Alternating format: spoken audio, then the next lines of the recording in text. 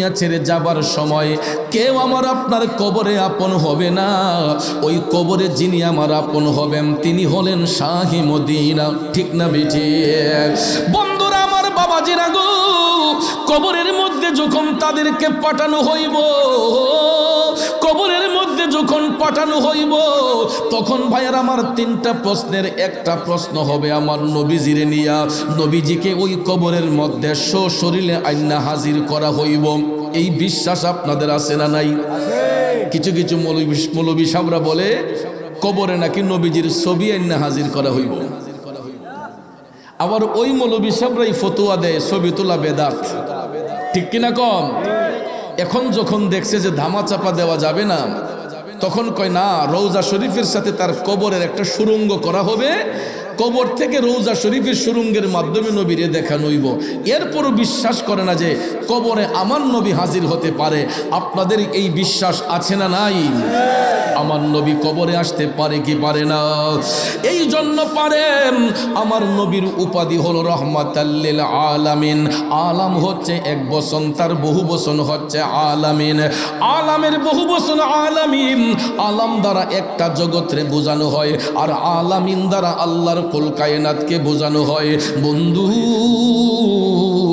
আমার নবী শুধু দুনিয়ার জন্য রহমত নয়, তিনি কবরের রহমত, হাসরের রহমত, মিজানের রহমত, ফুলসিরাতের রহমত। আল্লাহর সৃষ্টি জগতে যতটা জগৎ সমূহ রয়েছে, প্রত্যেকটা জগতের জন্য আমাদের নবী রহমত। বিদায় নবীর উপাধি হলো রহমাতাল লিল আলামিন। আওয়াজ করে বলুন ঠিক না বিঠিক? জগতের বন্ধুরা রে, ও মুরব্বী বাবাজিরা গো, আমার সম্মানিত মা বোনরা যারা শুনছেন, আমার নবীকে কবরে সশরীরে হাজির করাইয়া ফেরেশতারা বলবে, ওয়ামান হাজার রজুল বুইসা ফিকুম। আমার নবীরে সশরীরে কবরে হাজির কইরা যখন বলা হবে ওনাকে চিনতে পারো কিনা, মুমিন ব্যক্তি যারা হবে, মুমিন ব্যক্তিরা বলে দিবে, হাজা মুহাম্মদুর রাসূলুল্লাহ সাল্লাল্লাহু আলাইহি ওয়াসাল্লাম। চিৎকার মেরে কি সুবহানাল্লাহ বলা যাবে না?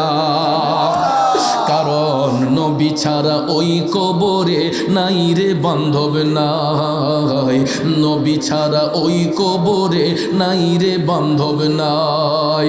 হাসরেতে নবী ছাড়া নাই দরদি নাই, হাসরেতে নবী ছাড়া নাই দরদি নাই, নবী ছাড়া ওই কবরে নাই রে বান্ধব নাই। ঠিক কিনা বলেন?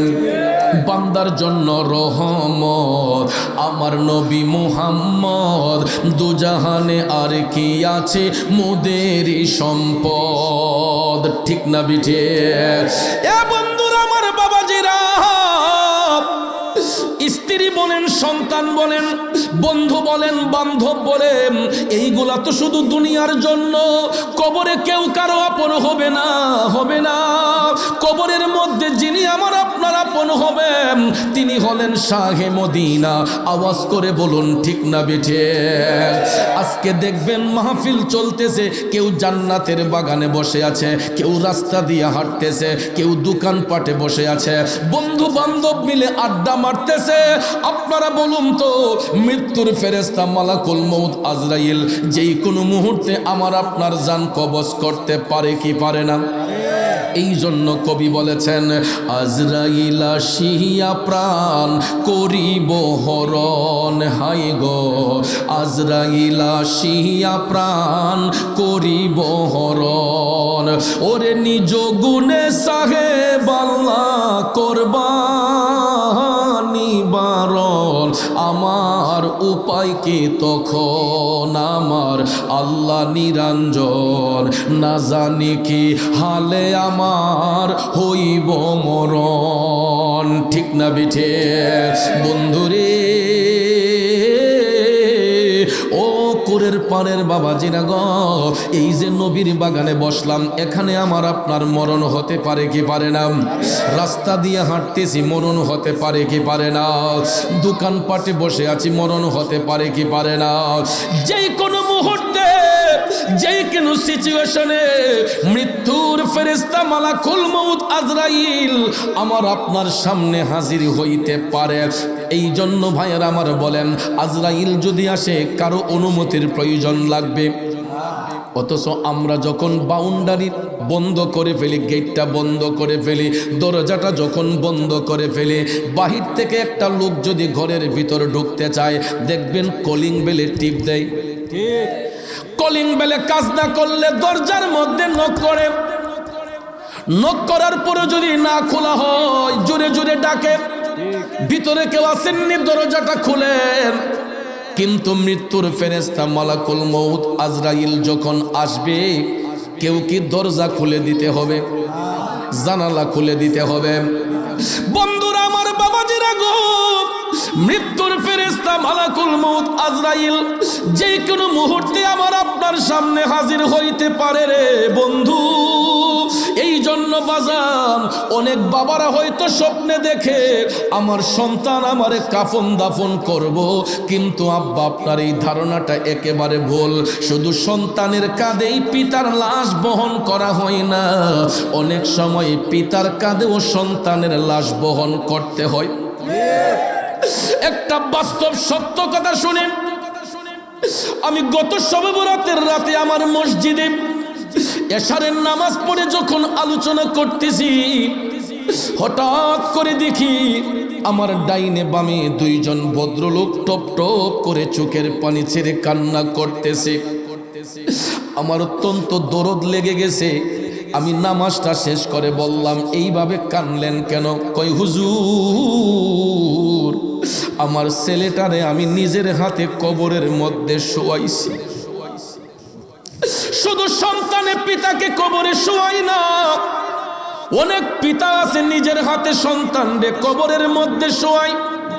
এই জন্য যুবক, নবীর বাগানে যেই সমস্ত আলোচকগণ কোরআন সুন্নাহর কথাই তো বলে, আমরা দেখা যায় একজনের ওয়াজ শুনে সবাই চলে যায়, আরেকজনের ওয়াজ করলে পাঁচজনও বসতে চায় না।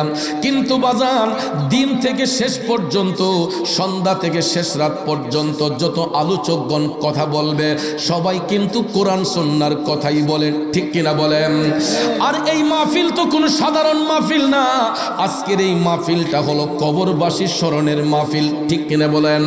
বন্ধুরা আমার, বাবাজিরা, গত 17তম বার্ষিক মাহফিলে আমি অধম গুনাহগার এই মাহফিলে আসার সুযোগ হয়েছিল। একটা বছর পার করে দিয়া একই তারিখে আজকে আবার আসলাম। বলুন তো, এই এক বছরের ভিতরে এলাকা থেকে কি অন্তত 2-4 জন মানুষও কি মারা যায় নাই? তাইলে গত বছর যারা মাহফিলে ছিলেন, আজকে আমাদের মধ্যে অনেকে নাই। আগামী 17তম বার্ষিক মাহফিল আসার আগে আমি মুরাদ চৌধুরী চলে যেতে পারি, আপনিও চলে যেতে পারেন, কারণ মৃত্যুর কোনো সিরিয়াল নাই। কথা বলেন ঠিক কিনা? বন্ধুরা আমার, বাবাজিরা, আজকে আমি আপনাদের মাহফিলে আসছি, আমাকে আপনারা প্রধান অতিথি হিসেবে দাওয়াত করেছেন। আসার সাথে সাথে আমারে কত যত্ন কইরা বসাইলেন, কিন্তু যদি খোদাই না করে আমি এখানে মারা যাই, আপনারা হয়তো 2টা চোখের পানি চাইরা আমার জন্য কাঁদবেন। কিছু সময়ের জন্য আমার লাশটা যদি আপনার ঘরে নেওয়া হয়, আমার লাশটা কিন্তু আপনার বক্স পালঙ্গে রাখবেন না, আপনার বেডরুমের ভিতরে ঢুকাইবেন না, আপনার ঘরের বারান্দার মধ্যে, আর না হয় মসজিদের বারান্দার মধ্যে কিছু সময়ের জন্য আমার নিতর দেহটারে শোয়াইয়া পাতলা একটা চাদর দিয়ে আমার ঢাইকা রাখবেন। পিঠের নিচে কোনো জাজিম থাকবে না, মাথার নিচে কোনো বালিশ থাকবে না, লেপবিহীন, কম্বলবিহীন, বালিশবিহীন আমার নিতর দেহটারে পাক্কার উপর কিছু সময়ের জন্য শোয়া রাখবেন। আমার বাসায় টেলিফোন দিবেন, চৌধুরী সাহেবের লাশটা এসে রিসিভ করে নিয়ে যান, মুরাদ চৌধুরীর লাশটা রিসিভ করে নিয়ে যান। আমার সন্তানগুলা কান্দা কান্দা এই কুরের পার আসবে, আইসা যখন আমার লাশটা গাড়ি দিয়ে হবিগঞ্জে আমার বাসায় নিবে, আমি যে এত যত্ন কইরা বাড়িটা বানাইলাম, আমি যে নিজের অর্জিত সম্পদ দিয়া আমার ঘরটা সাজাইলাম, প্রত্যেকটা রুমে রুমে বক্স পালং দিলাম, প্রত্যেকটা রুমের ভিতর ডেকোরেশন করলাম, কিন্তু এত যত্ন কইরা বানানোর পরেও আমার লাশটা যখন আমার বাড়িতে নেওয়া হইব, আমার সন্তানগুলো আমার লাশটা কি আর জাজিমের মধ্যে রাখবে না? আর আমার মাথার নিচে বালিশ দিবে না? আবার ঘরের ড্রয়িং রুমে কিছু সময়ের জন্য আমার এই নিতর দেহটাকে শোয়া রাখবে। এরপরে দেখবেন সবাই তাড়াহুড়া করবে লাশটা তাড়াতাড়ি দাফন করা হোক। ঠিক না ঠিক? জামাই যদি শ্বশুর বাড়ি যায়, শালাশালীরা কয় দুলাভাই আরেকদিন থাইকা যান। ভাগনা যদি মামার বাড়ি যায়, মামা মামি মিল্লা মামা তো ভাইরা মিল্লা কয় আরেকটা দিন থাইকা যা। বোনফুত যদি খালার বাড়ি যায়, খালাম্মা যত্ন কইরা কয় কিরে বোনফুত আরেকটা দিন বেড়াইয়া যা। কিন্তু যখন আমরা ডেড বডি হইয়া যাই, আমাদের নিজের কলিজার টুকরা সন্তানগুলোও কয় আব্বার লাশটা তাড়াতাড়ি দাফন করা হোক। একটা দিনের জন্য আর কেউ যত্ন করে রাখতে চাই না। একটা দিনের জন্য কেউ যত্ন করে রাখতে চায় না। কোন দুনিয়ার মধ্যে আমরা বাস করতেছি বন্ধু? যতক্ষণ দেহের মধ্যে প্রাণ আছে, আমরা এমপি সাহেব, মন্ত্রী সাহেব, চেয়ারম্যান সাহেব, মেম্বার সাহেব, মুফতি সাহেব, মুহাদ্দিস সাহেব, কিন্তু মারা যাওয়ার সাথে সাথে আমার আপনার নাম হইয়া যায় লাশ। দুনিয়াটা কত নিষ্ঠুর! দেহের মধ্যে যতক্ষণ প্রাণ থাকে আমরা অমুক সাপ তমুক সাপ, কিন্তু মারা যাবার সাথে সাথে আমার আপনার নাম হইয়া যায় লাশ। সবাই তখন বলে লাশটা তাড়াতাড়ি দাফন করা হোক।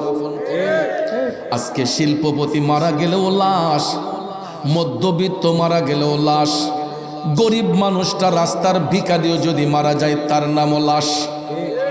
তাইলে কি হবে? চৌধুরী সাপ দিয়া, ভুইয়া সাপ দিয়া, পাঠান সাপ দিয়া, অমুক সাপ দিয়া, তমুক সাপ দিয়া, আমাদের তো একটাই ঠিকানা হবে, সবার নাম হবে লাশ, সবার একটাই যাওয়া হবে, সেটা হলো কবর। এই এলাকার একজন শিল্পপতি যদি মারা যায়, বলুন তো ওনার কবরের মধ্যে কোনো জাজিম দেওয়া হবে? বালিশ দেওয়া হবে? রাস্তার একটা ভিখারি যদি মারা যায়, শিল্পপতির যেই রকম কবরে কবরস্থ করা হবে, রাস্তার ভিখারিটাকেও ওই কবরে কবরস্থ করা হবে। ঠিক কিনা বলেন? আব্বাজিরা আমার, বন্ধুরা আমার, আমরা দুনিয়ার মধ্যে চলতে গিয়া দেখেন কত রং বেরঙ্গের পোশাক পইরা বসে, কিন্তু বাজান আপন দেশে যখন যাইব রে, বলুন তো আমাদের পোশাকের রং হবে কি? জোরে বলেন, রং হবে কি? নাকি লাল, নীল, বেগুনি? কিন্তু দেখেন এখন তাকাইয়া দেখেন কত রং বেরঙ্গের পোশাক আমাদের গায়ে পরে বসছি। কারোটা লাল, কারোটা নীল, কারোটা বেগুনি, হলুদ, ভ্যারাইটিস কালারের কাপড়। দামের মধ্যে দেখেন কত তফাৎ। কারো গায়ের কাপড়ের দাম 500 টাকা, কারোটা 1000 টাকা, কারোটা 5000 টাকা, 10,000, 15,000, 20,000, 50,000, 1 লাখ, 2 লাখ। এর চাইতেও বেশি দুনিয়াতে কাপড়ের দাম আছে না নাই? এ নবীর প্রেমিকেরা রে, এই নবীগঞ্জে কুরের পারে এমন শিল্পপতি আছে, যাইয়া দেখেন এই যে সামনে রমজান শরীফের ঈদ আসতেছে, ঈদের মার্কেটটা করার জন্য দেখবেন কয় নবীগঞ্জ পছন্দ হয় না, চলে যাই সিলেটে। কই সিলেটের কাপড় পছন্দ হয় না, চলে যাই ঢাকায়। ঢাকায় গিয়া কাপড় পছন্দ হয় না, করে চলে যাই সিঙ্গাপুর, মালয়েশিয়ায়। এমনও তো বড় লোক আছে, ঈদের শপিং বাংলাদেশে করে না, বিদেশে গিয়া করে। আমার প্রশ্ন হলো, এই কুরের পারের শিল্পপতি যদি মারা যান, উনি তো দুনিয়ার জমিনে উনার শপিং করেছেন সিঙ্গাপুর, মালয়েশিয়ায়। মারা যাবার পরে যখন তারে আপন দেশে পাঠানো হইব, এই সাদা 3 টুকরা মার্কিন কাপড় কেনার জন্য কি সিঙ্গাপুর, মালয়েশিয়ায় যেতে হবে? ঢাকা যেতে হবে? সিলেট যেতে হবে? নবীগঞ্জ যেতে হবে? আপনার পার্শ্ববর্তী এই কুরের পার, এই কাজীগঞ্জ বাজারটাই যথেষ্ট। ঠিক কিনা বলেন? বন্ধুরা আমার, বাবাজিরা গো, আপন দেশে আমরা যেই কাপড়টা পরে যাইব, ওই কাপড়টার রং হবে সাদা।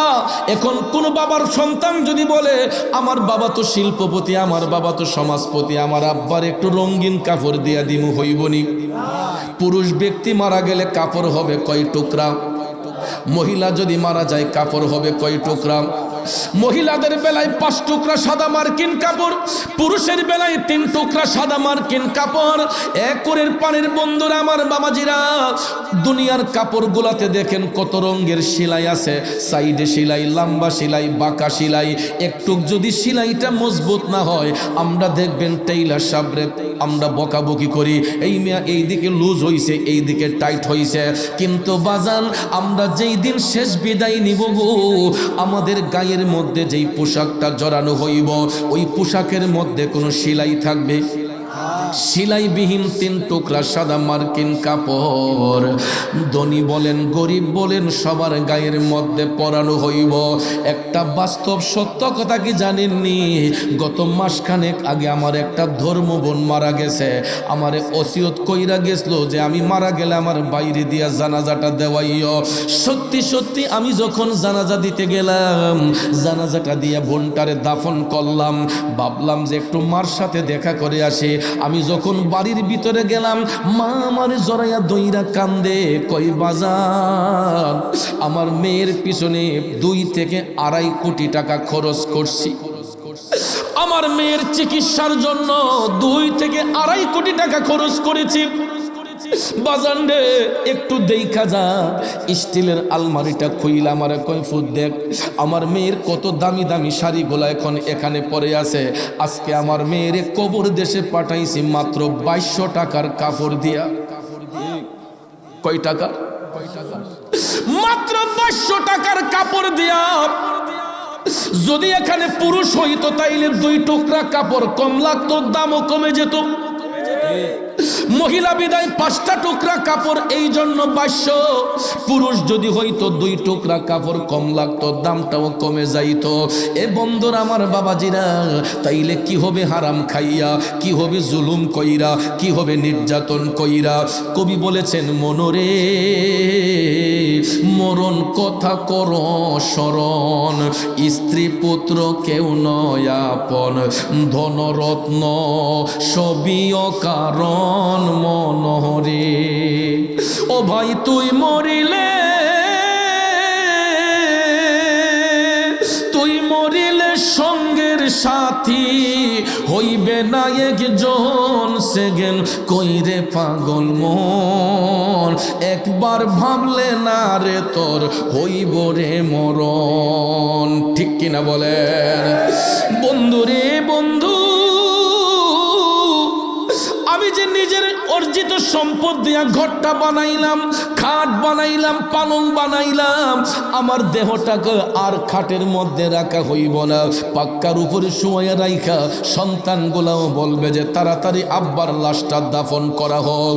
এরপরে দেখবেন স্বজনরা মিলিয়া কাফন পড়াইয়া জানাজার মাঠে নিয়ে জানাজা দিয়া কবরের মধ্যে যখন রাইখা দিবে, বলুন তো কোনো সন্তান কি বাবার কবর আজ পর্যন্ত গেছে? দুনিয়ার মধ্যে সবচাইতে মধুর সম্পর্ক হয় স্বামী এবং স্ত্রীর মধ্যে, কারণ তাদের বিছানা হয় একটা, বালিশ হয় একটা, রুম হয় একটা। কিন্তু বাজান, স্বামীর চোখের সামনে স্ত্রী মারা গেলে, স্ত্রীর চোখের সামনে স্বামী মারা গেলে, আজ পর্যন্ত কোনো স্ত্রী স্বামীর কবরে গেছেনি? কোন স্বামী স্ত্রীর কবরে গেছেনি? এ আগুনার বাবাজিরা, এ কুরের পারের ভাইয়েরা, এই যে দেখেন নবীর বাগানে আমরা বসলাম, কাঁধে কাঁধ মিলিয়ে বসছি, সামনাসামনি বসছি, একজনের মনের কথা আরেকজনকে বলতে পারতেছে, একজনের সুখ দুঃখ আরেকজনকে শেয়ার করতে পারতেছে। আমি মুরাদ চৌধুরী একটা ব্যথা পাইলে আমার ভাইজানকে ডাক দিয়ে বলতে পারবো, ভাইয়া আমি একটা দুঃখ পেয়েছি। আমার ভাইয়া দুঃখ পাইলে আমারে বলবে, চৌধুরী সাহেব আমি একটা দুঃখ পেয়েছে। কিন্তু তাকাইয়া দেখেন এই কুরের পাড়ের গুরুস্থানের মধ্যে কত শত শত মানুষের কবর হয়েছে।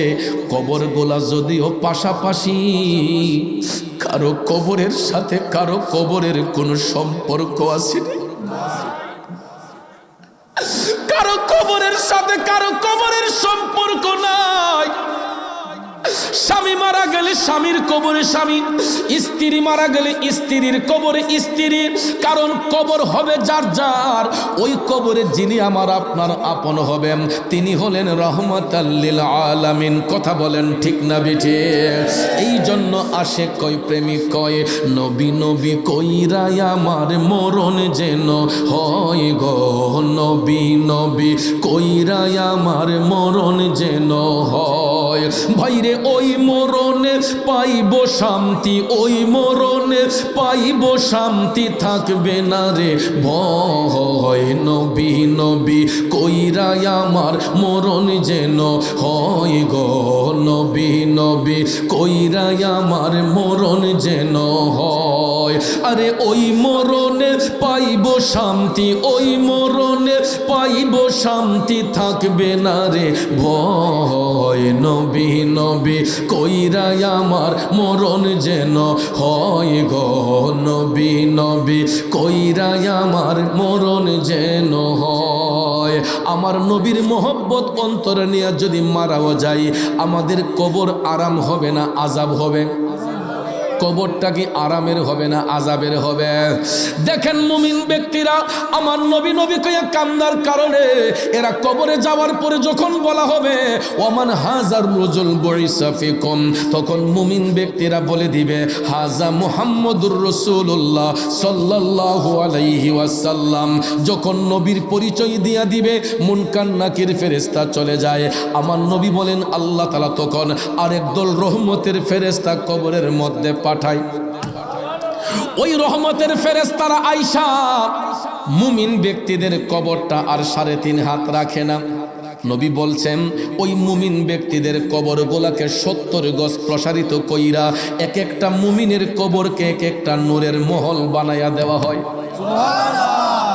আর আমরা দেশে কিছু কিছু মৌলভী সাহেব রাইসা লাডে ওয়াজ করে আমরা কান্দায় কয় কবরের আযাব কেমনে সইব, কবরে সাপে কামড়াইব। নিজেও কান্দে, পাবলিকে কয় জোরে জোরে কান্দে। বাবাজিরা আমার, মুমিন ব্যক্তিদেরকে কবরে সাপে কামড়াইবে না, মুমিন ব্যক্তিদেরকে কবরে গুরজে মারা হবে না, মুমিন ব্যক্তিদের কবরের মধ্যে কোনো ধরনের আযাব হবে না। আমার রাসূল বলেছেন মুমিন ব্যক্তিদের কবরটাকে আল্লাহ 70 গজ প্রসারিত কইরা এক একটা নূরের মহল বানাইয়া দিবে। এবং মুমিনদের দেহটা মাটি পর্যন্ত গ্রাস করে না।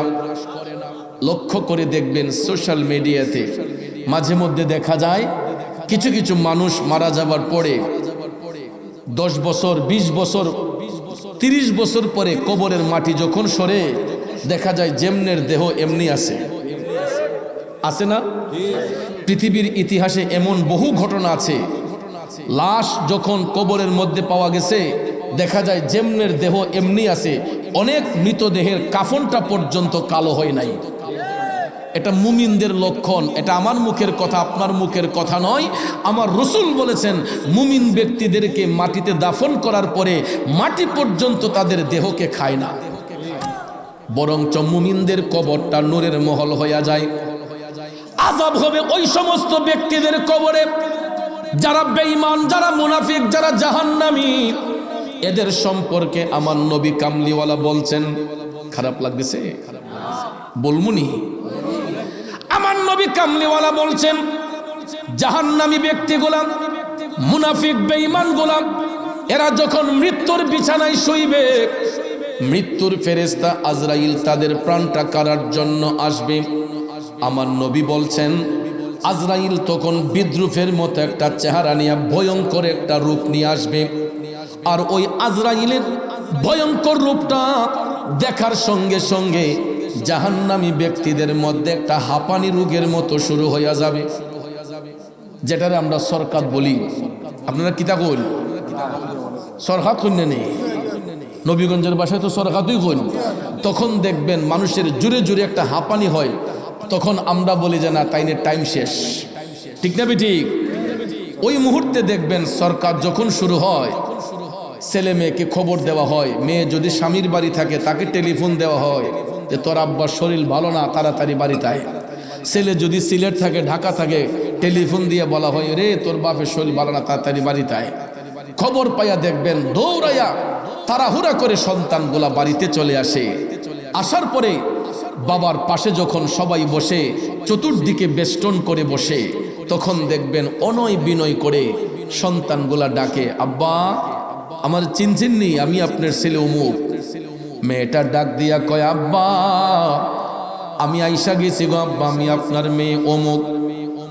বন্ধু বান্ধবরা আইসা ডাক দিয়া কয়, অমুক ভাই সাহেব আমার চিনচিননিও, আমি অমুক। তখন দেখবেন সরকারকৃত ব্যক্তির দুইটা চোখ বড় বড় করে তাকাইয়া থাকে। আমার নবী বলছেন ওই মুহূর্তে আমরা যতই অনয় বিনয় করে ডাকি না কেন, ওই মৃত্যুপথের যাত্রী তখন কে তার স্ত্রী, কে তার সন্তান, কে তার ছেলে, কে তার মেয়ে, কে তার বন্ধু, ওই মুহূর্তে ওই ব্যক্তি আর কাউকে চিনে না। কিছু সময়ের জন্য দেহের মধ্যে প্রাণটা থাকার পরেও আমার নবী কামলিওয়ালা বলছেন ওই মৃত্যুপথের যাত্রী, কে তার স্ত্রী, কে তার সন্তান, কে তার বন্ধু, কে তার বান্ধব, ওই মুহূর্তে আর চিনে না, জোরে জোরে হাঁপাইতে শুরু করে। আপনারা দেখবেন মুখটা খুলে আর বন্ধ করে, কারণ তার কলিজা পর্যন্ত শুকাইয়া যায় মৃত্যুর ফেরেশতা মালাকুল মউতকে দেইখা। আমরা তখন দেখবেন চামিচ দিয়া মুখের মধ্যে পানি দেওয়া শুরু করে। ওই ব্যক্তিটা কিন্তু কে তার মুখে পানি দিতেছে এইটা পর্যন্ত আর বুঝতে পারে না, চিনতে পারে না। আমার রাসূল বলেছেন ওই মুহূর্তে তোমরা যদি 7 সমুদ্র 13 নদীর পানিও যদি তার মুখের মধ্যে ঢাইলা দাও, ওই ব্যক্তির তৃষ্ণা নিবারণ হয় না। কে তার মুখের মধ্যে পানি দিতেছে এই জিনিসটা পর্যন্ত আর ওই ব্যক্তি দেখতে পায় না, কারণ তার দৃষ্টিটা থাকে মৃত্যুর ফেরেশতার মালাকুল মউতের দিকে। এই জন্য কবি বলেছেন, মনরে তাতে সে আজরাইলে ফাঁসি দিব তোমার গলে, শেষ করিব অসাদের জীবন মনরে। ঠিক কিনা বলেন? নবী কামলিওয়ালা বলেছেন পায়ের বৃদ্ধাঙ্গুল থেকে টিপতে টিপতে টিপতে নিচটাকে অচেতন কইরা, নিচটাকে অচেতন কইরা যখন বুকের মধ্যে আইনা এমন একটা ভয়ঙ্কর চিপ দিবে রে বন্ধু, আমার নবী কামলিওয়ালা বলেছেন গলা দিয়া ঘের ঘের একটা শব্দ বের হবে, আর আজরাইলের ভয়ঙ্কর তাহাই ভয়ঙ্কর চিপে অনেকের পেশাব পায়খানা বের হইয়া যাবে। আমার কথা বিশ্বাস না হলে যারা মৃত ব্যক্তির লাশ দৌত করে তাদেরকে জিজ্ঞেস করে দেখবেন, কিছু কিছু মানুষ মারা যাবার পরে লাশ যখন দৌত করা হয়, অনেকের পায়খানার রাস্তা দিয়ে ময়লা পাওয়া যায়, অনেকের পেশাবের রাস্তা দিয়া লঙ্গির মধ্যে পেশাবের দুর্গন্ধ পাওয়া যায়। ঠিক না বেঠিক? আমার নবী কামলিওয়ালা বলেছেন বেবিচারী জুলুমকারী ব্যক্তিগুলা মারা যাবার পরে আজরাইলের ভয়ঙ্কর থাবায় এদের পেশাব পায়খানা বের হইয়া যায় এবং এদের চোখগুলা উল্টাইয়া যায় এবং এদের চেহারাগুলা বিদ্রুপের মতো হইয়া যায়। কিছু কিছু মানুষ মারা গেলে দেখবেন লাশ দেখতে ভয় লাগে, আছে না মিয়া? অনেকে খাওয়া হয়েছে রে দিছে, লাশ দেখা ডরাইয়া বাপরে কি দেশেরা দেখলাম রে। তখন দেখবেন রাস্তাঘাটে হাইটা মানুষ ওই ব্যক্তিগুলো সম্পর্কে কয় যে যেমন জ্বালাইয়া গেছিল এমন কষ্টে তার মরণ হইছে। মানুষের মুখ কি বন্ধ করুন যায়? বাপরে যেমন জ্বালাইয়া গেছিল কন্যাছে এমন তার মরণটা এমন আযাব হইছে। এটা যদি আমরা মুখে মুখে বলি, আমার আপনার মুখের কথা না, আমার রাসূল বলেছেন জাহান্নামী বেবিচারী লোকগুলা মারা যাবার পরে এদের পেশাব পায়খানা বের হইয়া যায়, এদের চোখগুলা বন্ধ করার টাইম পর্যন্ত পায় না। এরা যে মালাকুল মউতের দিকে তাকাইছে এই আতঙ্কের মধ্যে পইরা এরা চোখটা বন্ধ করার সময় পর্যন্ত পায় নাই, এদের চেহারাটা বিদ্রুপের মতো হইয়া যায়, ভয়ঙ্কর রূপ ধারণ করে ফেলে। নবীগঞ্জের বাবাজিরা বন্ধুরা, তখন এদের চেহারাটা বিদ্রুপের মতো হইয়া যায়। ভাইয়ের আমার কেন জানেননি? এইগুলা স্টুডেন্ট ভালো না, এগুলা গাদা ছাত্র। এরা দুনিয়াতে তাহাজ্জুদ পড়ে নাই, ওয়াক্তের নামাজ পড়ে নাই, এরা আল্লাহর জিকির করে নাই, এরা নবীর উপর দুরূদ পড়ে নাই, এরা মানুষের উপকার করে নাই, এরা সমাজে বিশৃঙ্খলা করেছে, এরা সমাজে দাঙ্গা হাঙ্গামা করেছে, এরা মানুষের হক নষ্ট করেছে। এমন নির্যাতনকারী আছে না নাই? কথা বলেন আছে না নাই? এ বন্ধুরা আমার, বাবাজিরা, ওই সমস্ত বেবিচারীদের আযাবের দৃশ্য আমার নবী জাহান্নামে দেখেছেন। কারণ এদের কষ্টের কথা তো আপনাদেরকে বললাম, মরণ যন্ত্রণার কথা বললাম, আর ওই জাহান্নামী ব্যক্তিগুলার আযাবের দৃশ্য আমার নবী জাহান্নামের মধ্যে দেখেছেন। একটু বললে কি আপনাদের কষ্ট হবে? জগতের বন্ধুরা রে, ও মুরব্বী বাবাজিরা, আমার রাসূল যখন মেরাজ শরীফের মধ্যে যান, জান্নাত এবং জাহান্নাম দেখার পারমিশন যখন নবী পাইলেন, আমার রাসূল জান্নাত দেখার আগে জাহান্নাম দেখার প্রার্থনা করলেন যে আমি আগে জাহান্নামটা দেখতে চাই। আমার রাসূল যখন জাহান্নাম দেখতে প্রবেশ করলেন, দয়াল নবী জাহান্নামের গেট দিয়ে যখন দাঁড়ালেন, এটা অটোমেটিকলি ওপেন হয়ে গেছে। সুবহানাল্লাহ। আজকে দেখবেন আমাদের দেশে অনেক অটোডোর আছে। অটোডোর চেনেন? সেন্সর লাগায় রাখছে, আমাদের শরীরের বাতাস লাগলেই দেখবেন দরজা খুলে যায়। আবার আমরা গেছি, এটা ক্লোজ হয়ে যায়, কেউ ধাক্কা দিয়ে খুলতে হয় না। এটা অটোডোর সেন্সরের মাধ্যমে আপনার শরীরের বাতাস লাগলেই দেখবেন আপনার ব্লাড সার্কুলেশনের সাথে এটার কানেকশন, এই ম্যাগনেটটা আমাদের শরীরের বাতাস লাগলে এটা খুলে যায়। আবার আমরা যখন চলে যাই এটা ক্লোজ, আবার আমরা আসি ওপেন হয়ে যায়। তো আমরা কি এটা নিয়ে কোনোদিন গবেষণা করছি বাজান, যে এই যে অটোডোরের আবিষ্কার হলো এটা কিভাবে করলো বিজ্ঞানীরা? বিজ্ঞানীকে যদি জিজ্ঞেস করা হয়, বিজ্ঞানী ভাই আপনি যে অটোডোরের আবিষ্কার করেছেন কোন জিনিসটাকে রিচার্জ করে, বিজ্ঞানী আপনাকে বলে দিবে যে আমি আমার নবীর মেরাজ শরীফকে রিচার্জ করে অটোডোরের আবিষ্কার করেছি। কারণ বিজ্ঞানীদের মহাগুরু মোদের নবীজি, বিজ্ঞানীদের মহাগুরু মোদের নবীজি। এইরকম একজন দয়াল নবী তো কাই পাইবাইনি, বিজ্ঞানীদের মহাগুরু মোদের নবীজি। ঠিক কিনা বলেন? এক যুবক বন্ধুরা আমার, বাবাজিরা, আমার নবী জাহান্নামের গেটে যখন দাঁড়ালেন, অটোমেটিকলি এটা ওপেন হয়ে গেল। তখন দয়াল নবী জাহান্নাম দেখতে প্রবেশ করলেন। জাহান্নামের ফেরেশতারা আমার নবীকে সালাম দিল, অভ্যর্থনা জানালো। রাসূল যখন জাহান্নামে ঢুকলেন, জাহান্নামে ঢুকে আমার নবী দেখতেছেন শুধু অন্ধকার আর অন্ধকার। এই প্যান্ডেলে যদি বাতিগুলো অফ করে দেওয়া হয়, প্যান্ডেলটা কি আলো থাকবে না অন্ধকার? তখন কি এই অন্ধকার প্যান্ডেলের কোনো মূল্য থাকে? আর যখন এই প্যান্ডেলের ডাইনোমা থাকে তখন এই প্যান্ডেলের মূল্য থাকে। কথা কোন ঠিক কিনা?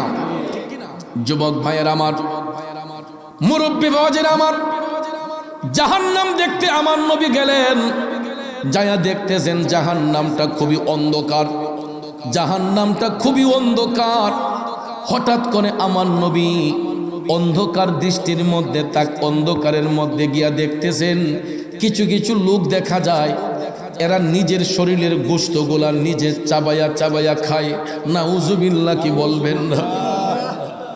কিছু কিছু মানুষ দেখা যায় এরা নিজের শরীরের গোশতগুলা নিজে চাবায়া চাবায়া খায়। এই দৃশ্যটা দেখার পরে আমার নবীজির চোখের পানি মুবারক টপ টপ করে পড়তেছে। জিবরাইল আলাইহিস সালাম ডাক দিয়া বলে, নবী গো, ওগো মায়ার নবীজি, এরা আপনার উম্মতের মধ্যেই একদল লোক নবী গো, এরা দুনিয়ার জমিনে এতিমের সম্পদ গ্রাস করত। আসেনি? ইয়া রাসূলুল্লাহ, নবী গো, এরা দুনিয়ার মধ্যে এতিমের সম্পদ ঘাস করত, এরা মানুষের প্রতি জুলুম করত, নির্যাতন করত। এই জন্য আল্লাহ রাব্বুল আলামিন জাহান্নামীদের জন্য কোনো খাবার পণ্য রাখে নাই গো নবী, জাহান্নামীদের জন্য কোনো খাবার পণ্য রাখে নাই। যেই কারণে ওই জাহান্নামী ব্যক্তিগুলা এরা নিজের গোশতগুলা নিজে চাবায়া চাবায়া খায়। জোরে কি নাউজুবিল্লাহ বলবেন না? আমরার দেশে এতিমের নাম দিয়া টাকা খাওয়েন না লোক আছে না নাই? বহু আছে মিয়া। দেখবেন এতিমদের দোহাই দিয়া এতিমদের কথা বলে টাকা আত্মসাৎ করে নিজে খেয়ে ফেলে। গভীর মনোযোগ। এই আযাবের দৃশ্য আমার নবী দেখলেন। এরা নিজের গোশতগুলা নিজে চাবায়া চাবায়া খায়। আমার নবী আরেকটু সামনে গেলেন, যাইয়া দেখতেছেন আরো কিছু কিছু লোক দেখা যায়, এদেরকে আগুনের উপর দাঁড় করানো হয়েছে, আর এরা জ্বলন্ত আংরাগুলা চাবায়া চাবায়া খায়। নাউজুবিল্লাহ কইতেন না? আগুনের উপর এদেরকে দাঁড় করানো হয়েছে, জ্বলন্ত আংরার উপরে দাঁড় করাইয়া এরা আংরাগুলা আবার আগুনগুলা চাবায়া চাবায়া খাইতেছে। এদের পেটগুলা অনেক উঁচা উঁচা, পেটের চামড়াগুলা খুবই পাতলা, সাপ বিচ্ছুগুলা পেটে কিলকিল করতেছে, আর এরা আগুনগুলা চাবায়া চাবায়া খাইতেছে। এই দৃশ্য দেখে আমার দয়াল নবী টপ টপ করে চোখের পানি ছেড়ে কান্না শুরু করে দিলেন। জিব্রাইল আলাইহিস সালাম ডাক দিয়া কই, নবী গো, ইয়া রাসূলুল্লাহ, এরা হচ্ছে আপনার উম্মতের মধ্যেই একদল লোক, দুনিয়ার জমিনে এরা ইন্টারেস্ট খাইতো। কি খাইতো? ইন্টারেস্ট খাইতো। এখন তো ডিজিটাল যুগ, এই জন্য নামের পরিবর্তন হয়ে গেছে। অনেকরে যদি কয় তুমি সুদ খাও কেরে, কয় না আমি সুদ খাই না, আমি ইন্টারেস্ট খাই। আছে না নাই? আমার মনে হয় এখন পাবলিক কমা ধরব, কারণ এই আলোচনা করলে অনেক বসতে চায় না, বেজার হয়ে যায়। ঠিক না বেঠিক? আল হাক্কু মুররুন, সত্য কথা তিতা লাগে, কিন্তু সত্য বলতে হবে কি হবে না? দেখবেন তিতা জিনিসের কিন্তু মূল্য অনেক বেশি। ঠিক কিনা বলেন? ডাক্তারের কাছে গেলে দেখবেন আপনার যদি লিভারের সমস্যা থাকে, কয় আপনি করল্লা খাইয়েন। তো বাজান, করল্লাটা কি বেশি মিষ্টি নাকি তিতা? এরপরে ডাক্তারের কাছে গেলে কয় বাড়ির দক্ষিণ পাশে একটা নিম গাছের চারা লাগাইয়েন। কিও বাজান, নিম গাছটা কি খুব বেশি মিষ্টি নাকি? নিম পাতা অন্য গাছ তো, আর ডাক্তার সাহেব নিম গাছের চারা লাগাইবার কথা বলে কেন? এই তিতা জিনিসটার এত দাম কেন? কারণ জিনিসটা যদিও তিতা হয়ে থাকে, এটা অক্সিজেনের জন্য ভালো, শ্বাস প্রশ্বাস নেওয়ার জন্য ভালো। এই জন্য নিমটা তিতা হইলেও ডাক্তার সাহেব গবেষণা করে দেখছে এই তিতা জিনিসের মূল্য বেশি, এটা অক্সিজেন দিতে আমাদেরকে সহায়তা করে। ঠিক কিনা বলেন? এই জন্য ভাইয়ার আমার মনে রাখবেন, আল হাক্কু মুররুন, সত্য কথা তিতা, কিন্তু সত্যটাকে ভালোবাসতে হবে। কথা বলেন ঠিক না বেঠিক? আমার রাসূল দেখেছেন জাহান্নামের মধ্যে, আমার নবী দেখতেছেন কিছু কিছু লোক আগুনের উপর দাঁড়াই আছে, আর আগুনগুলা চাবাইয়া খাইতেছে। পেটগুলা ফুটবলের মতো, পেটের ভিতরে সাপ বিচ্ছুগুলা কিলকিল করতেছে। দয়াল নবী টপ টপ করে চোখের পানি ছাইরা কান্না করতেছে। আমার নবী ডাক দিয়া বললেন, জিব্রাইল, কি দেখতেছি? জিব্রাইল আলাইহিস সালাম ডাক দিয়া কই, নবী গো, এরা আপনার উম্মতের মধ্যেই একদল লোক, দুনিয়ার জমিনে এরা সুদ খাইতো, ঘুষ খাইতো। ঠিক আসেনি মিয়া? ভবের বাজারে মানুষ সীমা শঙ্কা নাই, প্রেমের বাজারে দেখি মানুষ নাহি পাই। ঠিক কিনা কোন? এ বাবাজির আমার, বন্ধুরা আমার, গভীর মনোযোগ মনোযোগ। এই সমাজের মধ্যে হক কথাগুলা বললে অনেক মসজিদে ইমাম সাহেবদের চাকরি নট হইয়া যায়। আমি গত বছর, এর আগের বছর নবীনগর এক মাহফিলে গেছি। এমন জুমার রাতে আলোচনা, বৃহস্পতিবার দিবাগত রাতে আলোচনা। এখন আলোচনা প্রসঙ্গে এই আলোচনার মধ্যে পড়ছি, ওহন ইমাম সাহেব খালি আমার ইতা করে, ওহন ফাইতারের মাঝে লাগলে খেত কুতুরে নানি কতক্ষণ পরে আমার হালিতা করে। তা আমি সাইট মারি, আমি সাইয়া কই ঘটনা গীতা, হুজুর এই প্রসঙ্গটা পাল্টাইয়া যান, প্রসঙ্গটা পাল্টাইয়া যান। চিন্তা করেন, হুজুর ডরাইতেছে যে সকালবেলা তো মুরাদ চৌধুরীরে পাবে না, ইমাম সাহেবরে পাইব মুসল্লিরা, মসজিদের মুতল্লিরা, সভাপতি সেক্রেটারিরা কইব, বুঝছি মুরাদ সাহেবরে দিয়া আপনি নিজে কইতে পারেন না, এই জন্য মুরাদ চৌধুরীরে কথাটা কইছেন। ঠিক না বেঠিক? ইমাম সাহেব চিন্তা করেন কতটুক ভয়ের মধ্যে আছে। ঠিক এই রকম ভাবে আমাদের সমাজের মধ্যে কিছু কিছু মসজিদে ইমাম সাহেব নিয়োগ দেওয়ার আগে দেখা যায় আলেম দিয়ে ইন্টারভিউ নেওয়া হয় না, কিছু কিছু সুদকুর ঘুষকুরদেরকে নিয়ে ইন্টারভিউ নেওয়া হয়। আর এরা কয়, হুজুর এই ফাতা যদি আই উল্টাইলি হই। ঠিক না বেঠিক? ই ওয়াজ আমরা দেশে খাইতো না, চলতো না, ইমাম সাহেবরা আগেই টিপ মাইরা দেয়। চাকরি বাঁচানোর জন্য অনেক মসজিদে ইমাম সাহেব হুজুররা এই সুদ ঘুষের আলোচনা করে না, আর না করার কারণে সমাজের মধ্যে হারামখোরের সংখ্যা বেড়ে যাচ্ছে, নির্যাতন বেড়ে যাচ্ছে, জালেমকারী বেড়ে যাচ্ছে। আপনারা কি রাগ করছেন আমার কথায়? বন্ধুরা আমার, বাবাজিরা, অনেক মাহফিলের মধ্যে গেলে অনেকে আমার কাছে বলে, হুজুর এই বিষয়ে একটু আলোচনা করবেন। বাজান আমার, এই বিষয়ে আমি আলোচনা করি নাই, নবীজি আলোচনা শিখাইয়া দিছেন। আমার নবী মেরাজ শরীফের মধ্যে যাইয়া জাহান্নাম দেখতে যাইয়া দয়াল নবী দেখতেছেন ওই সমস্ত সুদখোর ঘুষখোরগুলার পেটগুলা অনেক উঁচা উঁচা। বড় লোকদের ড্রয়িং রুমের ভিতরে দেখবেন অ্যাকোয়ারিয়াম বানায় রাখছে। অ্যাকোয়ারিয়াম চিনেননি? গ্লাস ফিটিং করে দেখবেন ড্রয়িং রুমের কর্নারে বিভিন্ন ধরনের মাছ এটার ভিতরে দিয়া দিছে। বাতির সুইচটা অন করে দিলে দেখবেন মাছগুলা দৌড়াদৌড়ি করে, বাহির থেকেও দেখা যায়, ভিতর থেকেও দেখা যায়। তো এই অ্যাকোয়ারিয়ামের আবিষ্কার কিভাবে হয়েছে জানেন? বিজ্ঞানীকে জিজ্ঞেস করে দেখবেন, বিজ্ঞানী আপনাকে বলবে যে আমি অ্যাকোয়ারিয়ামের আবিষ্কার করেছি। আমার নবীর জবান মুবারক থেকে সুদখোর ঘুষখোরের কথা যখন শুনলাম, তাদের পেটের চামড়া পাতলা, সাপ বিচ্ছুগুলা তাদের পেটে দৌড়াদৌড়ি করে, ওই সুদখোর ঘুষখোরের পেটকে রিচার্জ করে বিজ্ঞানীরা অ্যাকোয়ারিয়ামের আবিষ্কার করেছে। আমার যুবক বন্ধুরা, বাবাজিরা, দয়াল নবী জাহান্নামের মধ্যে দেখেছেন ওই সমস্ত সুদখোর ঘুষখোররা, এদের পেটগুলা অনেক উঁচা উঁচা, পেটের চামড়াগুলা খুবই পাতলা, সাপ বিচ্ছুগুলা তাদের পেটে কিল কিল করতেছে। দয়াল নবী উম্মতের দরদি হইয়া কান্না করতেছেন। জিব্রাইল ফেরেশতা ডাক দিয়া কই, নবী গো, এরা আপনার উম্মতের মধ্যেই একদল লোক, দুনিয়ার জমিনে এরা সুদ খাইতো, ঘুষ খাইতো নবী গো। আর নবী শুনেন, ওই সুদখোর ঘুষখোরের পেটের মধ্যে যে সাপগুলা দৌড়াইতেছে, এই একটা সাপ যদি দুনিয়ার মধ্যে বের হইয়া একবার যদি একটা শ্বাস মারে, ওই সাপের বিষে গোটা পৃথিবীটা অন্ধকার হইয়া যাবে। চিল্লায়া কি নাউজুবিল্লাহ বলবেন না? সুদখোর ঘুষখোরের পেটে যেই সাপে কামড়ায়, আমার নবীকে জিব্রাইল ফেরেশতা জানিয়ে দিলেন, নবী গো, একটাবার যদি একটা সাপ যদি শ্বাস মারে, এই সাপের বিষে গোটা পৃথিবীটা অন্ধকার হয়ে যাবে। তাইলে এখন চিন্তা করে দেখেন, যারা সমাজের মধ্যে সুদ, এই মাইকলা কি সুদের ব্যবসা করে নাকি? সাউনিতা করে গেলে এত সুন্দর একটা আলোচনার মধ্যে আইসি, তার টিপা মাইরা ওরাইলিছে।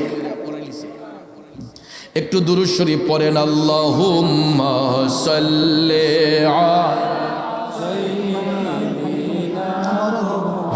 মুহাম্মাদ, আল্লাহুম্মা সাল্লি আলা সাইয়্যিদিনা মুহাম্মাদ, নাবিয়ানা শাফিয়ানা মাওলানা মুহাম্মাদ, আল্লাহুম্মা সাল্লি আলা সাইয়্যিদিনা মুহাম্মাদ, নাবিয়ানা মাওলানা মুহাম্মাদ। দিন থাকিতে কর মনে রে পরকালের ভাবনা, ভাইরে খালি হাতে যাবে চলে, সঙ্গে কিছুই যাবে না। আল্লাহুম্মা সাল্লি আলা সাইয়্যিদিনা মুহাম্মাদ, নাবিয়ানা মাওলানা। আমার বাবাজিরা, বন্ধুরা, তাইলে বলুন, এই সমাজ থেকে আমরা কি সুদ ঘুষের ব্যবসা বন্ধ করব নাকি করব? এটা ছাড়বো না করব? আল্লাহ যেন আমাদের সবাইকে হেদায়েত নসিব করে, সবাই বলেন আমিন। আমার নবীজি আরেকটু সামনে গেলেন, আরেকটু সামনে যাইয়া দেখতেছেন কিছু কিছু কবরস্থান দেখা যায় রে বাজান। ওই কবরের মাটিগুলা ফাইটা আগুনের ফুলকিগুলা লাফাইয়া লাফাইয়া উপর দিকে উঠতেছে, আর কারা যেন কবরের ভিতর বিদ্রুপের মতো কান্না করতেছে। জুরে কি নাউজুবিল্লাহ বলবেন না? দয়াল নবী আমার টপ টপ করে চোখের পানি ছেড়ে কান্না করতেছেন। জিব্রাইল আলাইহিস সালাম ডাক দিয়ে কয়, নবী গো, ওগো মায়ার নবীজি, এরাও আপনার উম্মতের মধ্যেই একদল লোক। নবী গো, এই লোকগুলা দুনিয়ার জমিনে তারার মা বাবার গায়ের উপর হাত তুলতো, আসেনি? এমন বিয়াদব সন্তান আছে না নাই? জিব্রাইল ডাক দিয়া কই, নবী গো, এরা দুনিয়ার জমিনে এদের জবান দিয়া মা বাবারে কষ্ট দিত, এরা এদের মা বাবার গায়ের উপর হাত উঠাইত, কথায় কথায় এরা মা বাবারে ধমক মারত। আপনারা বলুন, এই রকম কিছু বিয়াদব সন্তান দুনিয়াতে আছে না নাই? এ যুবক বন্ধুরা, আমার বাবাজিরা রে, তোমাদের পায়ে হাত ধরে বলবো, যদি এই এলাকার মধ্যে এই রকম কোন মায়ের সন্তান থাকরে, বাবার সাথে মায়ের সাথে বিয়াদবি কইরা থাকো, যুবক, আমি তোমাদের দুইটা পায়ে হাত ধরে বলবো, অন্তত এই দুইটা মানুষরে কষ্ট দিবা না। একজন হলো বাবা, একজন হলো মা। কারণ যেই দুইটা মানুষের পবিত্র বন্ধনের মাধ্যমে আমরা সন্তানগুলা দুনিয়ার আলো বাতাস দেখতে পাই, ঠিক কিনা বলেন?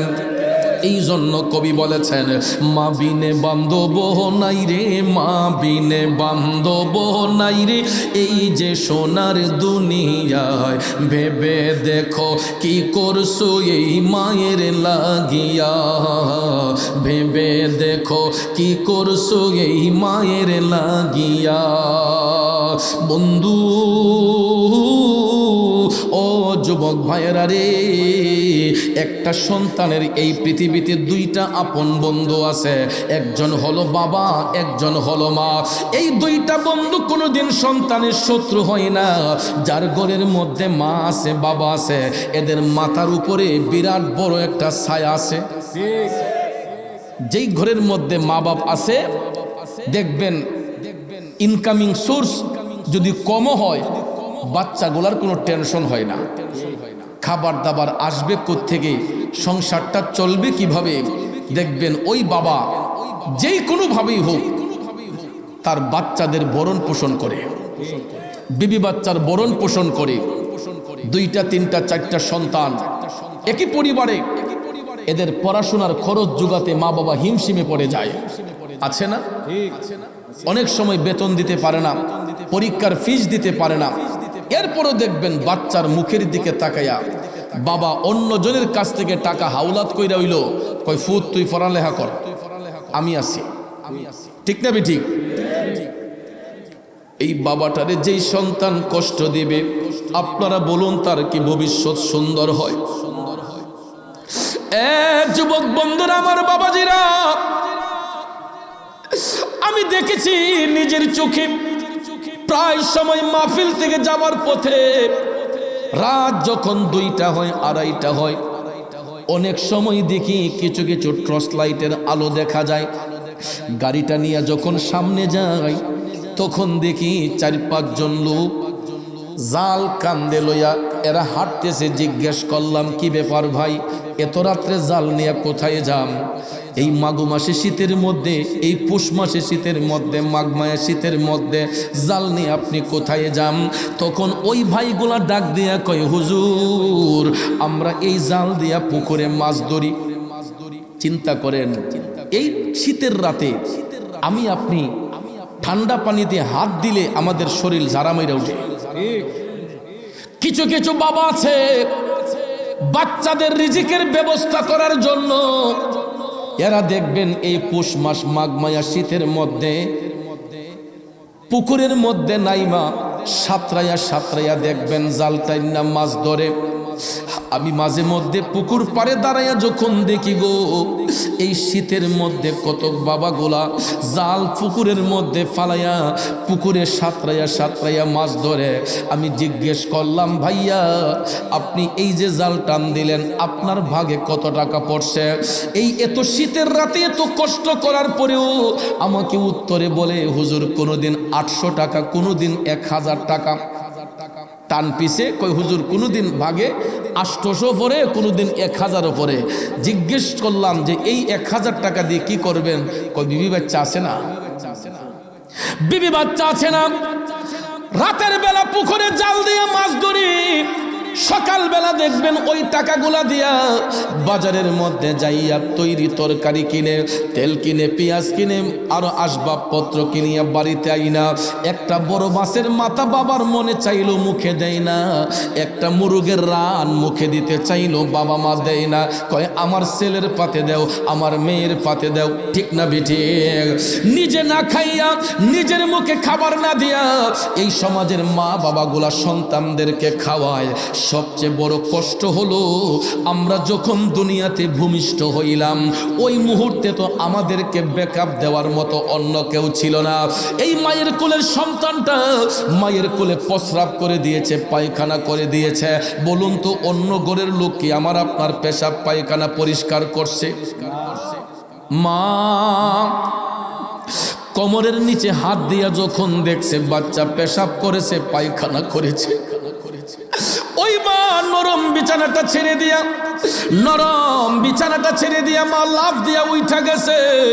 তখন দেখবেন বাচ্চার গায়ের মধ্যে শুকনা একটা কাপড় দিয়া মুড়াইয়া ভিজা জায়গার মধ্যে মা চলে গেছে, শুকনা জায়গার মধ্যে সন্তানটারে মা রাইখা দিছে। এই একদিন নয়, 2 দিন নয়, 2 থেকে 2.5-3 বছর পর্যন্ত একটা সন্তান মায়ের আঁচলে আঁচলেই থাকে রে বাজান। ওই সন্তান নিজের হাতে পানি খরচ করতে পারে না, তার পেশাব পায়খানা মা 2 হাত দিয়া পরিষ্কার করে। অনেক সময় দেখবেন বাচ্চাগুলার যখন নিউমোনিয়া হয়, ঠান্ডা কাশি হয়, বাচ্চাগুলা কাশতে কাশতে জীবনটা সংকটময় হয়ে যায়।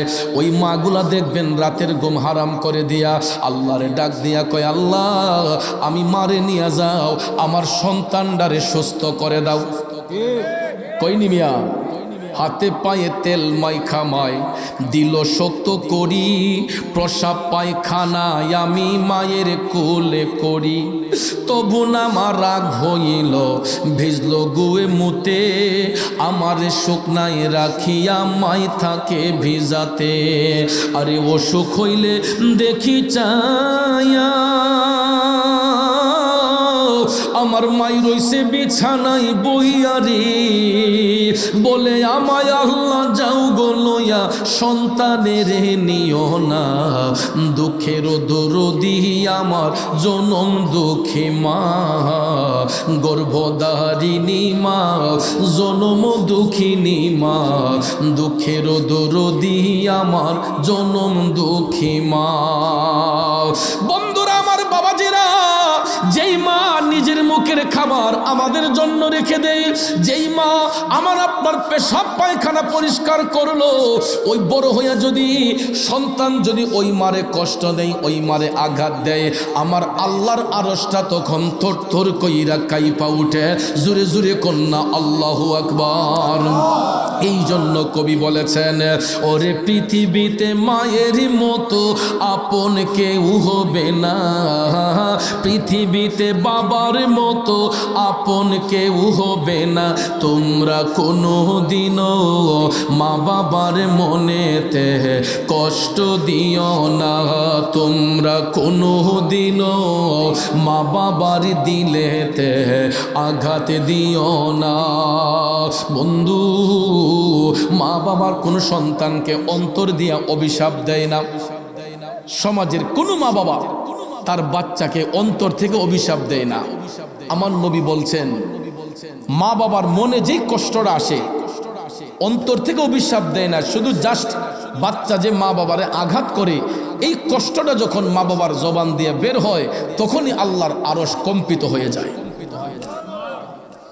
এই জন্য যুবক পায়ে হাত ধরে বলবো, ওই মারে কষ্ট দিবা না, বাবারে কষ্ট দিবা না। আমি প্রায় মাহফিলে বলি, আমিও কিন্তু বাবা হারা এতিম, গত বছর এই মাহফিলে বলে গিয়েছিলাম।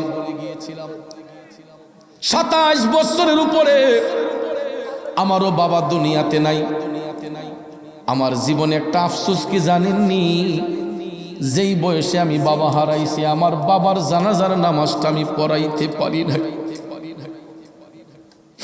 আমি ছোট্ট ছিলাম, এই জন্য তখন আমার জানাজা পড়াইবার মতো যোগ্যতা ছিল না। বর্তমানে কত মানুষ মারা গেলে আমি মুরাদ চৌধুরী জানাজার নামাজের ইমামতি করি। আমার কত মুরিদ সন্তান মারা গেলে ওসিয়ত করে রাখছে, আমার পিসা হুজুর না আসলে আমারে জানাজা দিও না। ঘন্টার পর ঘন্টা জানাজার মাঠে মুসল্লিরা আমার জন্য অপেক্ষা করে, আমি না যাওয়া পর্যন্ত জানাজার নামাজ হয় না। কিন্তু এমন বয়সে বাবা হারাইলা পর্যন্ত আমি পড়াইতে পারি নাই, এই একটা আফসোস রে বাজাম। কিন্তু আমার আম্মা একজন আদর্শিত মা, একই পরিবারের মধ্যে আমরা 6টা ভাই বোন, আমাদেরকে মাস্টার ডিগ্রি কমপ্লিট করাইছেন।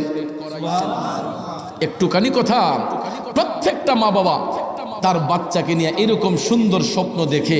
কোনো মা বাবা চায় না যে তার সন্তান খারাপ রাস্তায় যাক। প্রত্যেকটা মা বাবা তার সন্তানকে সৎ উপদেশ দিয়ে থাকে।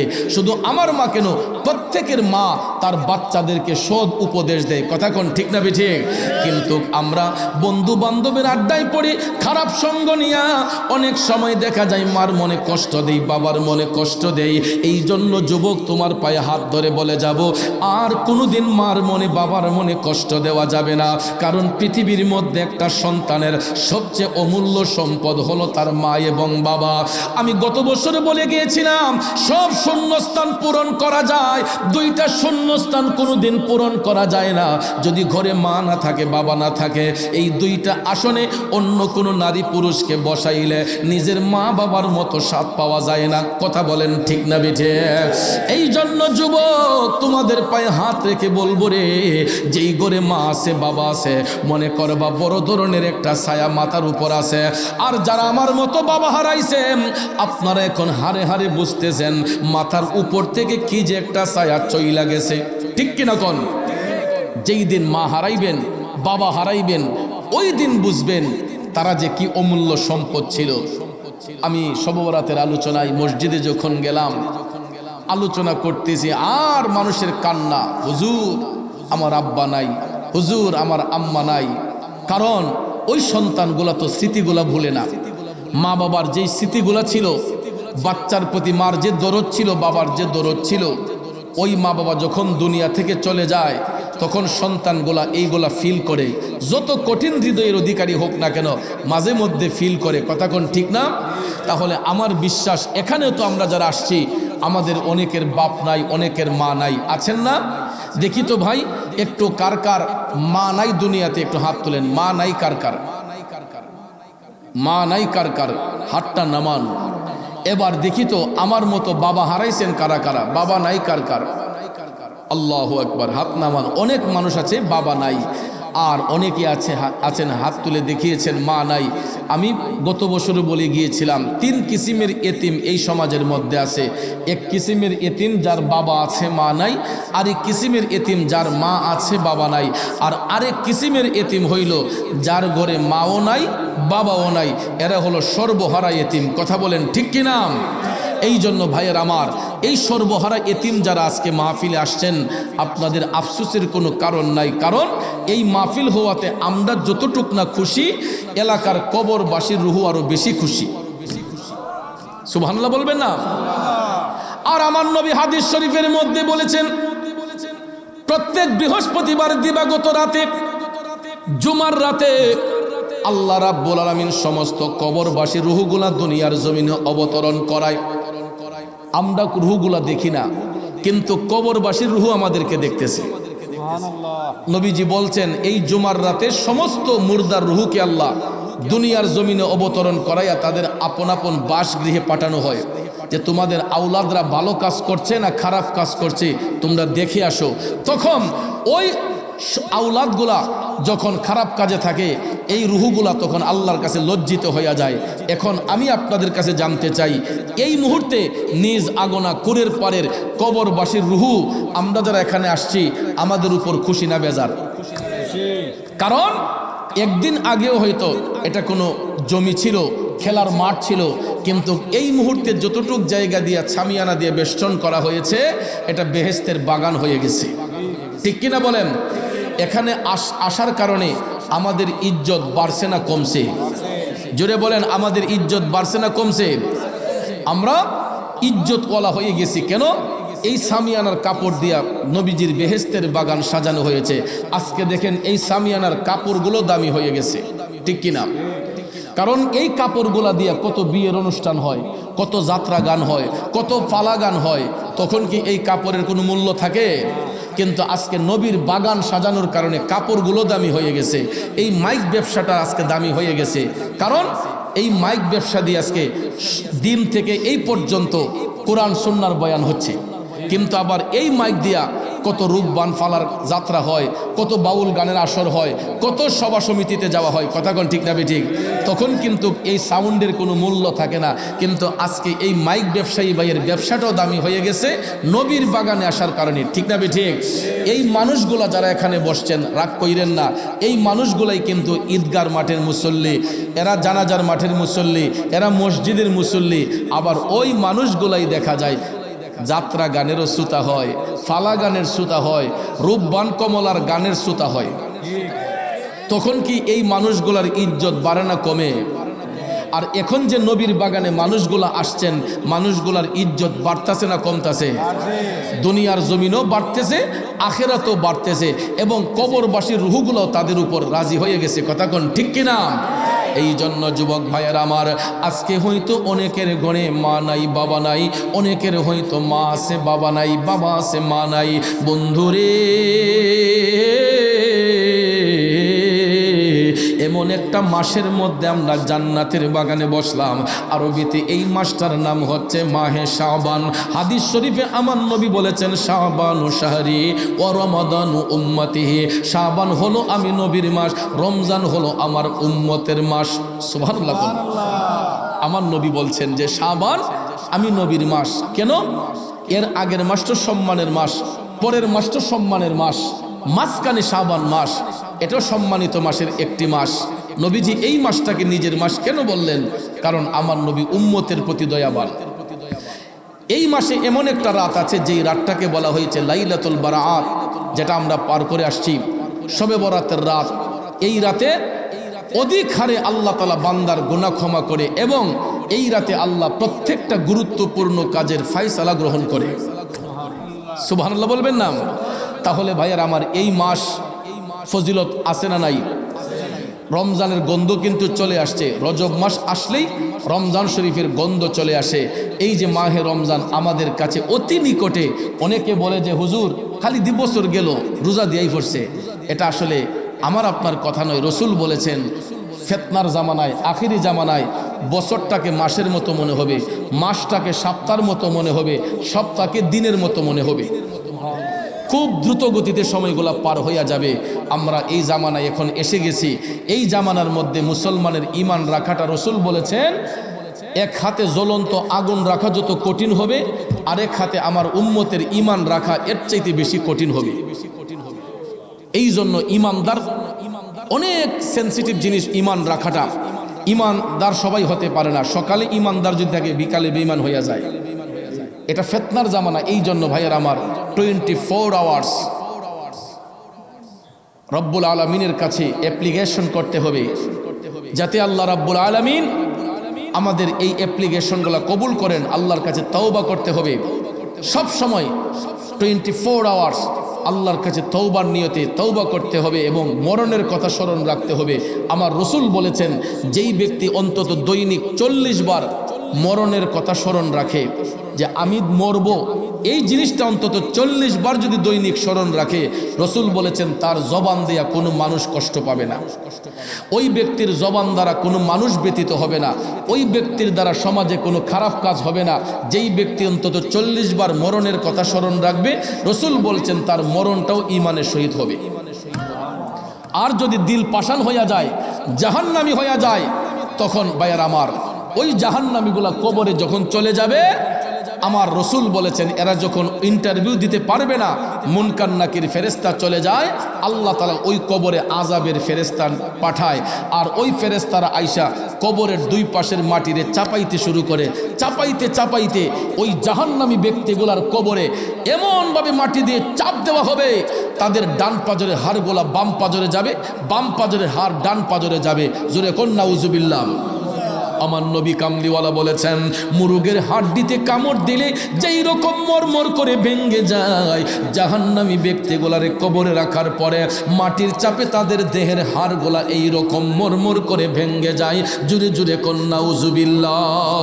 এই জন্য কবি লিখেছেন, কবরের আযাব কত কঠিন, সইতে আমি পারিব না, মৃত্যু যন্ত্রণা কত কঠিন, সইতে আমি পারিব না। ও গো দয়াময় হে রহিম, চাই শুধু তোমার করুণা। কবরের আযাব কত কঠিন, সইতে আমি পারিব না, মৃত্যু যন্ত্রণা কত কঠিন, সইতে আমি পারিব না। এ যুবক বন্ধুরা, আমার বাবা জিরা গো, দুনিয়াটা চিরস্থায়ী নয়। 60, 70, 80, 100, 150 একটা সেকেন্ডেরও ভরসা নাও থাকতে পারে। এই জন্য দুনিয়ার মধ্যে কয়দিন রঙের ঘোড়া দৌড়াইব, এখনো সময় আছে। 5টা ওয়াক্ত নামাজ পড়েন, ইত্তাকুল্লাহ, আল্লাহকে ভয় করেন। কারণ আমি এখন চ্যালেঞ্জ করে বলতে পারবো, আজকেও আমার মাহফিলে যেই শ্রোতা হয়ে আসছেন, যারা আসছেন, আপনাদের অর্ধেকেরও বেশি মানুষের এশারের নামাজটা কাজা হয়েছে। কথা কয় না নাকি? সবাই এশা পড়ছে? না না, আমরা ইনো যারা আছি সবাই তাহাজ্জুদ গুজার। ফর্তি রেতে তাহাজ্জুদ পড়েন আপনারা নাকি? তাহাজ্জুদ পর্ব দূরের কথা, ওয়াক্তের নামাজগুলার মধ্যে খবর নাই। অর্ধেকেরও বেশি মানুষ এখানে আছেন, এশারের নামাজ কাজা হয়েছে, মাগরিব কাজা হয়েছে, আসর কাজা হয়েছে, ফজর কাজা, জোহর কাজা হয়েছে, ফজর কাজা হয়েছে। একদিন নয়, 2 দিন নয়, দিনের পর দিন, রাতের পর রাত, মাসের পর মাস চলে যায়, আমরা একটা ওয়াক্ত নামাজ পড়তে চাই না। আমরা কেমন মুসলমান? হাসরের মাঠে আমার নবীর কৌটি কি জবাব দিবেন?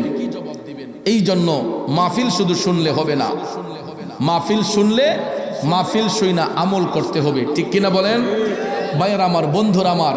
মাহফিল শুই না আমল করতে হবে। এই জন্য আমল করতে গিয়েও খুলুসিয়ত লাগবে, আমাদের মধ্যে তাকওয়া লাগবে। শুধু পেস কাটিং সুন্দর, ফিগার সুন্দর, সুর সুন্দর, শুনলাম আর গেলাম, আইলাম আর গেলাম, এটার নাম ওয়াজ নয়। একটু আগে আমাদের সম্মানিত প্রধান আকর্ষণ চমৎকার বক্তব্য রেখে গিয়েছেন, কথা কোন ঠিক না ঠিক? উনি সুদূর চট্টগ্রাম থেকে এসেছেন, আমার ছোট ভাই। আগে নিজের মুখে সে বলে গিয়েছেন, আমরা যখন জামিয়াতে অধ্যয়ন করি, জামিয়াতে যখন আমরা অধ্যয়ন করি তখন এরা অনেক ছোট ছিল। তো আমি প্রায় সময় মৌলানা জৈনুল আবিদিন কাদরি সাহিব, আমরা একসঙ্গে অনেক মুশারা করেছি, মাহফিল করেছি, নাত মাহফিল করেছি। উনি আমাদের সঙ্গে জিকির করতেন, অনেক সময় নাত শরীফ গাইতেন। আজকে গাইতে গাইতে গাইতে আল্লাহ পাক অনেক উপরে উঠাইছে, ঠিক না ঠিক? এই জন্য যার মধ্যে ইশকে মোস্তফার প্রেম আছে, আল্লাহ পাক তাকে উঠাইয়া দেয়। আমরাও এক সময় নাত শরীফ পড়ছি, এখন পড়তে পড়তে বক্তা হইছি, পিসাব হইছি, কথা কোন ঠিক না? তো আমার জৈনুল আবেদিনও আমার ছোট ভাই, আজকে সারা ওয়ার্ল্ডে তার সুন্দর লেকচার সবাই ভালোবাসার সহিত গ্রহণ করে। আজকে আমার অনেক আনন্দ লেগেছে। অনেক মানুষ আপনারা এসেছেন, শুনেছেন, এখনও আছেন আলহামদুলিল্লাহ। যদিও ব্যস্ততার কারণে হয়তো কিছু মানুষ গিয়েছেন। তো আমার এই ভাই জয়নুল আবেদিন কাদির আম্মাজানও কিন্তু আমার নিজের ছেলে বানাইছিলেন, যে জয়নাল যেমন আমার ছেলে, বাবা তুমিও আমার ছেলে। অনেক খাইছি তাদের বাসায়, অনেক গিয়েছি, মার হাতে রান্না খেয়েছি। দোয়া করি আল্লাহ যেন মাকে নেক হায়াত দান করে, অবশ্যই মাকে আল্লাহ যেন ভালো রাখে, দোয়া করি। তো বিশেষ করে আমরা যেই কথাটা বলেছি, আমি কিন্তু একটা মাদ্রাসার প্রভাষক ছিলাম আমি নিজেও, কিন্তু ইচ্ছে করে চাকরি ছাইরা দিছি। আমার যে সময় চাকরি হয়েছিল 2010 সালে, আমি একটা মাদ্রাসার প্রভাষকে দায়িত্বে ছিলাম। 5 বছর পরে যখন দেখছি আর পারি না, মাহফিল মুরিদান এগুলা দেখতে, আমি সরকারের টাকাগুলা যে খাইবো, আমি মনে করছি যে না, এই টাকাগুলা ক্লাস না করাইয়া, বাচ্চাদেরকে না পড়াইয়া এই টাকাগুলো আমার জন্য নেওয়া ঠিক হবে না। পরে চাকরি রিজাইন দিয়ে ছাইড়া দিছি। নাইলে আমার যে সময় আমি আরবি প্রভাষক, এখনই আমার গেজেটে 10 বছর অভিজ্ঞতার পরে কিন্তু প্রিন্সিপাল হওয়া যায়। আমার তো 15 বছর হয়ে যেত, তা আমি এখন যে কোনো মাদ্রাসার প্রিন্সিপাল হতে পারতাম। কিন্তু যাক, তারপর আল্লাহর শুকরিয়া, এখন আমি বিভিন্ন এলাকায় মাদ্রাসা প্রতিষ্ঠা করেছি। আমার দরবার শরীফ ও মাদ্রাসা আছে বিভিন্ন এলাকায়। আমি সুনামগঞ্জে, কিশোরগঞ্জে, নবীনগরে, কসবায় সেখানে মাদ্রাসা প্রতিষ্ঠা করেছি। অনেকগুলা মাদ্রাসার প্রতিষ্ঠাতা আমি অধম গুনাহগার, এগুলো আমি পরিচালনা করি। আমার দরবার শরীফে মাদ্রাসা আছে। তো এরপরও ব্যস্ততার শেষ নাই। আজকে যে আমি আসছি, আমার কথাগুলোর মধ্যেই হেজিবেজি লাগতেছে কেন? আমি অনেক দূর জার্নি করে আসছি, 1 মিনিট আইসা রেস্ট নেই নাই। আমি কিন্তু হবিগঞ্জ থেকে আসি নাই, আমি এখন আসছি ব্রাহ্মণবাড়িয়া নবীনগর থেকে। গতকালকে আমার প্রোগ্রাম ছিল, সেখান থেকে প্রোগ্রাম করে নবীনগর চলে গেছি, গিয়ে রাতে সেখানে অবস্থান করেছি। দিনের বেলায় 2টা প্রোগ্রাম ছিল, একটা সামাজিক অনুষ্ঠান আর একটা মিলাদ মাহফিল ছিল। ওইটা শেষ করে মাগরিবের পরে নবীনগর থেকে রওনা হইয়া বাসায় আইসা জাস্ট একটু উজু করছিলাম। এরপরে উজু করে আবার বের হইয়া আস্তে আস্তে আস্তে আস্তে ডাইরেক্ট স্টেজে 1 মিনিট রেস্ট নেই নাই। প্রায় 4.5 ঘন্টার উপরে জার্নি কইরা আপনাদের স্টেজে সোজা চলে আসছি। আপনারা তো গনতেছেন যে হুজুরে ওয়াজ করব 2 ঘন্টা, কিন্তু এই 2 ঘন্টার সময় দেওয়ার জন্য আমার যে কয়েক ঘন্টা ব্যয় করতে হচ্ছে জানেন? আসতে লাগছে 4.5 ঘন্টা, এখন যাইতে লাগবে আরো 4.5 ঘন্টা। আমি কিন্তু এখন হবিগঞ্জে যাব না, সোজা ভৈরব যাব, আমারও জুমা আছে। সকালে আমি আবার ঘুম থেকে উঠে জুমার প্রিপারেশন নিতে হবে। তো এই জন্য ভাইয়ের আমার, বন্ধুরা আমার, এই 4.5 ঘন্টা 4.5 ঘন্টা 9 ঘন্টার সময় আপনাকে এই 2 ঘন্টার সময় দেওয়ার জন্য আমার জীবন থেকে আরো 9 ঘন্টার সময় গুনতে হয়েছে, ঠিক না ঠিক? আর এই 9 ঘন্টার সময় যে আমার ছিল, এটা খুব রিস্কের মধ্যে ছিল। আমি কতগুলা গাড়িকে ওভারটেকিং করে আসছি, আমারে কতগুলা গাড়ি ওভারটেকিং করে গেছে। যদি খোদাই না করুক একটু স্লিপ হইয়া যায়, একটা গাড়ি যদি আমারে ধাক্কা মারে, আমার তো জীবনই চলে যাবে। তাইলে আপনাকে এই 2 ঘন্টার সময় দিতে আইসা আমার 9 ঘন্টার সময় খুব রিস্কের মধ্যে কাটাইতে হয়েছে। কথা কোন ঠিক না ঠিক? আপনারা হয়তো গনতেছেন হুজুর আসে না কেন, কিন্তু আমি যে কত ওভার স্পিড দিয়ে আসছি, যেই কোনো একটা দুর্ঘটনাও ঘটতে পারত। এই জন্য ভাইয়ের আমার, দোয়া করবেন। প্রতি রাতে সুন্নিয়তের কথা বলি, বিভিন্ন মাঠে ময়দানে আলোচনা করি, বিভিন্ন সামাজিক কাজে অংশগ্রহণ করি। তো আল্লাহ যেন আপদ বিপদ বালা মুসিবত থেকে হেফাজত করে। সবাই দোয়া করবেন। আর এই মাহফিল একটা ঐতিহ্যবাহী মাহফিল, সবসময় এই মাহফিলটা চালু থাকুক, আমরা চাই কি চাই না? কারা কারা চাই 2টা হাত উঁচু করে দেখাই, নারায়ে তাকবীর। না, এটা কিন্তু আমাদের নবীগঞ্জের আওয়াজ হয় নাই, কুরের পাড়ের আওয়াজ হয় নাই। নারায়ে তাকবীর, নারায়ে রিসালাত, নারায়ে রিসালাত, আহলে সুন্নাত ওয়াল জামাত। শুনেন, গত 15তম বার্ষিক মাহফিলে যারা ছিলেন, আজকে যারা নাই, তাদের জন্য গত বছরের মাহফিলের মোনাজাত ছিল শেষ মোনাজাত। আর আমরা যারা এখন উপস্থিত আছি, আগামী বছরে যদি আমরা মাহফিল না পাই, তাহলে আজকের এই মাহফিল হবে আমার আপনার শেষ মোনাজাত, ঠিক কিনা বলেন? তো এই জুমার রাত, ফজিলতের রাতে দোয়া না কইরা কেউ যদি বাড়িতে যায়, তার মতো হতভাগ্য আর কেউ নাই। কারণ আদ-দুআউ মুখুল ইবাদত হু, দোয়া হইছে ইবাদতের মগজ। তো এই জন্য বাজান, শেষ ভালো যার সব ভালো তার। আমি তো মাহফিলের যে কন্ডিশন দেখেছিলাম, ভাবছিলাম যে মনে হয় আজকে খালি মাইকলা আর মাহফিল কমিটির লোকটা আর আমি থাকবো, নাইলে যেভাবে মানুষের দৌড় শুরু হয়েছেন, ভাবছি মনে হয় আজকে আমার এরা বেজ্জতি করে নিব। কিন্তু কম শ্রোতার ভিড়ে আমি কখনো ওয়াজ করি না। এটা আমার এই ছাত্র জীবন থেকেই যখন শুরু করছি, হাজার হাজার মানুষের ভিড়ে। এখন কিন্তু মাহফিল পুরাপুরি সম্পূর্ণ, ঠিক না? কমপ্লিট, পরিপূর্ণ হয়েছে। এখন আমার কাছে অত্যন্ত ভালো লেগেছে। তো যাক, আলহামদুলিল্লাহ, এই মাহফিল যদি আপনারা চান তাহলে আগামী বছরও আমরা এই মাহফিলটা করতে চাই, ঠিক আছে। তো এই মাহফিল করতে গেলে তো কিছু অর্থের প্রয়োজন। আমার আবুল কাশেম ভাই